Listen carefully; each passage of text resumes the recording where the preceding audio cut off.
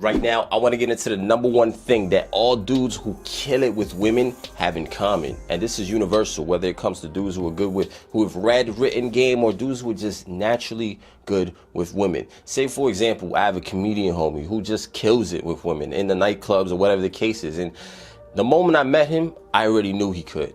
And there was just something that told me. I wasn't really sure. I knew what it was, certain inherent things, but there was a certain X factor where you could just tell, yo, this dude is gonna kill it with bitches. Like, I could just tell. You could just look at him, you hear the way he speaks, the moment he speaks to you, it makes everybody in the room open up.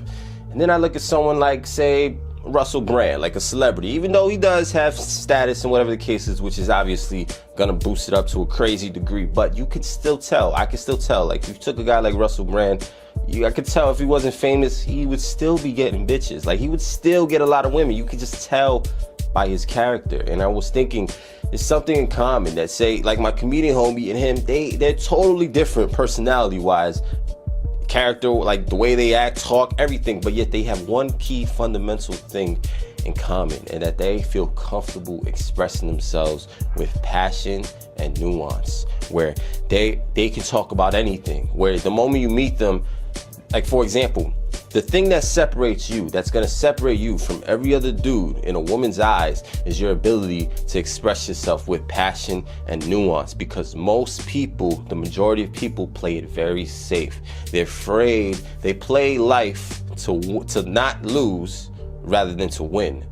And that includes social situations. And you'll notice it at work or school. The moment someone says something that's kind of vulnerable, suddenly someone else laughs, and now they say something kind of vulnerable of themselves. Or it's someone who is really cool, social, whatever the case is, they say they like anime or some shit, where a moment ago, no one in the room would have said they like some shit or some category. But now that the cool person said it, the person that everyone likes, now people feel more open to say that thing or to say that thing. And that's why those dudes kill it with women. When you hear Russell Brand speak in an interview, he could be talking about anything. He could be talking about his struggle with drugs or whatever, to sex, to his political opinions, or whatever the case is. Whatever it is, you notice he doesn't just speak logically. He doesn't just go, well, technically, blah, blah, blah, blah, blah. He speaks with logic, but at the same time, emotion. It isn't just super emotional. It also has a lot of male logic and technical wording.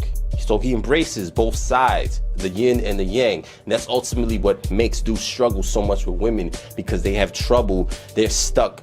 You have a left brain and you have a right brain. Your left brain is the logical brain, and your right brain is the creative, more emotional brain, or whatever the case is. So when you are in social interactions, a lot of dudes struggle to move over to that right brain. The same way women lean towards their right brain, they struggle to be kind of fucking logical. I think we all know that, right? So if you want to think of it in a more clear direction, that's one way. That's a very clear way. So when you're in that type of situation, you just see it. Like, for example, I grew up in the hood, so a lot of dudes in the hood, you have this image where a lot of dudes have an ego of not wanting to look bad, not wanting to look like they get played, because it harms how they look, their survival. So a lot of dudes will act fly, they'll put on a tough guy act, but they don't have that nuance to where they can walk up to a beautiful girl and express affection and aggression. They're very one note, and because of that, they play it safe. They can't express themselves, they can't make themselves vulnerable, and ultimately those dudes fail with a lot of bitches. They put on the act, but you can tell the real dudes who kill it with chicks are the dudes that can express themselves. They can be funny, they can talk about things and feel comfortable being vulnerable with themselves.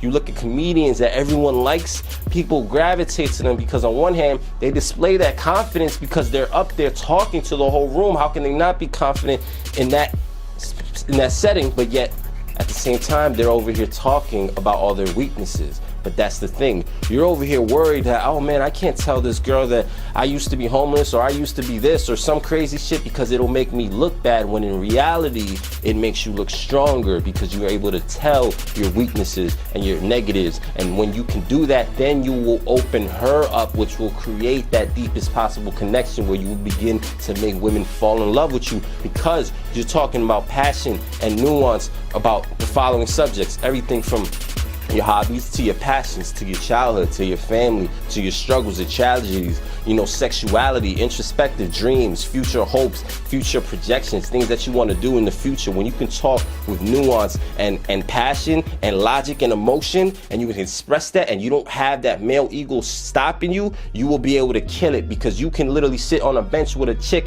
with a bitch, and talk for hours, and you don't need to, how can I make the date exciting? I gotta go here, you gotta rely on all these logistical outside things, when in reality, as humans, our number one thing that separates us from every other creature on the planet is our mental, is our highest ability to communicate, and your communication creates the mental in your head. Just like if you're hungry, you're not gonna say I'm hungry, you're gonna say cheeseburger. You hear cheeseburger, you're like, ah, shit, and I'm kind of hungry now. You feel your body react. So when you can embrace the fact that you are a man, you are a leader, you do have that logical side, you can create a whole reality that she wants to give herself into.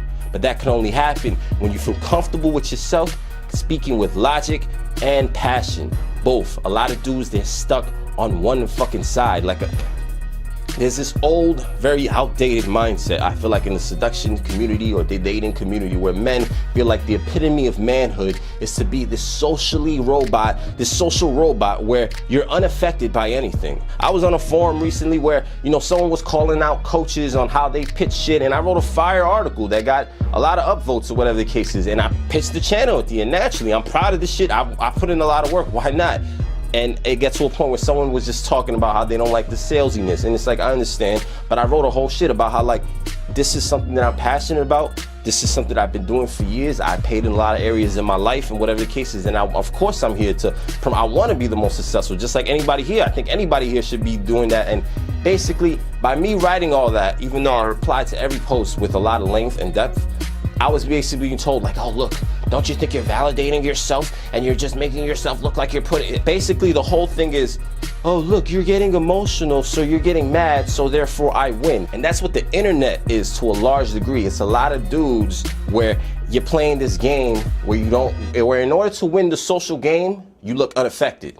Like, that's just the only way to win. But that is the primary reason. Those dudes telling me things like, oh, look, you're being emotional, you're overvalued. That is why you struggle with women, because women are these emotional beings, and these dudes, you're all leaning towards your left logical side. So everything you say, you can't express with fucking passion and nuance, so they don't feel it. There's times where I go on entire rants with passion, the same way I'm doing right now, around women, and they hear all the technical logic and they hear the passion, and it's that combination of the two dualities, and they look at me like, man, fuck the shit out of him, even though he's ranting about the most random shit. But because you speak with passion and that logic, that creates that full fucking feeling, that plus that negative, that battery shit that creates that attraction. It's the same fundamental nature with male and women, logic and emotion about every single subject of life. Because the moment you can make yourself that person that can talk about all those things with, then she will feel comfortable talking about those things, and then now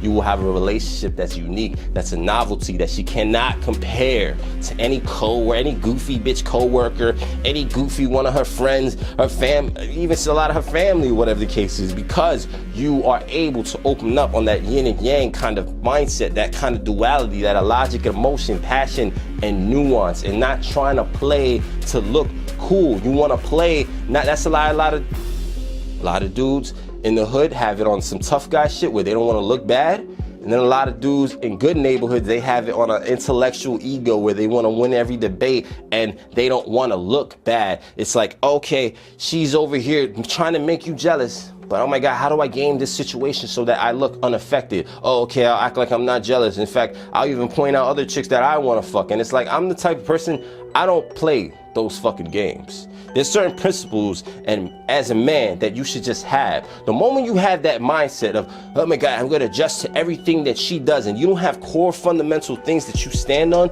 you're now gonna be flipping and adjusting to everything, and that's a big disadvantage. It's a big fucking disadvantage. It's a big, let me put it like this. If you're in a situation, I always say this to my clients. If you're in a situation, I wanna get you to the point where you could be in a hot tub with 5 of the most beautiful bad bitches in bikinis, glistening and everything, and you feel entitled and you feel comfortable verbally dealing with all of them in that moment. I ask dudes that, like, if you would imagine that situation right now, would you feel comfortable? Come on, most dudes, 99% of the time, no, you wouldn't feel comfortable. Not only because you don't feel like you deserve it, but because you don't feel comfortable in yourself verbally. Let me ask you something. If a lot of dudes have these game mindsets, but here's the thing, if you're into these game mindsets, let's say you're in a room with 3 women, or you're in a room with 2 women in a threesome situation.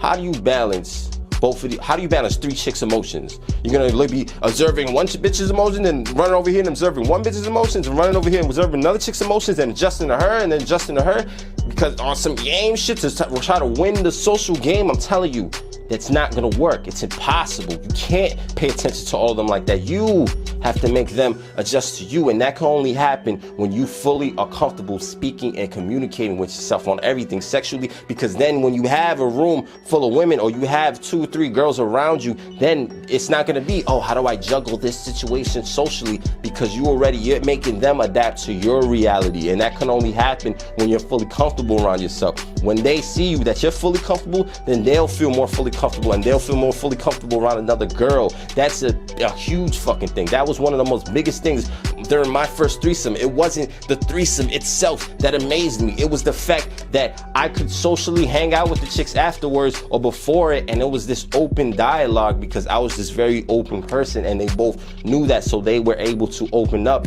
And I'm in a situation where I'm outside in public with 2 beautiful women, and I'm able to touch both, and it's so mind-blowing, because that to me was more mind-blowing. That was more gratifying to me. That was more the glory than the actual threesome. Was to the point where I could get to the point where I'm so socially comfortable that I can have 2 women around me, and it's this open social dialogue, this open air, and that can only happen when you become comfortable expressing yourself, being comfortable with yourself. Nuance, passion, with logic, emotion.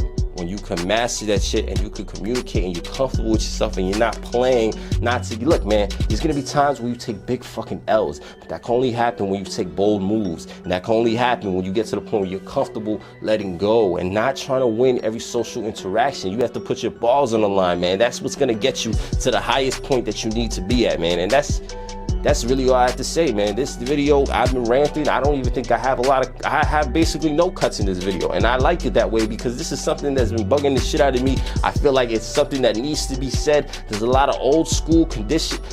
Because when you teach someone, oftentimes, and when it comes to this type of thing, when you see someone, you have to deal with a lot of preset notions and preset conditioned beliefs. And it's frustrating because in other things, like say, I was to learn boxing, I can't just go to my coach, hey coach, you sure this double jab would work? I heard from my last coach that I should throw a left hook. They're gonna look at you like you're fucking stupid. Like don't even come to my gym to you want to learn how to box? You came to the gym to learn how to box? Okay, I'm gonna teach you how to box. That's it.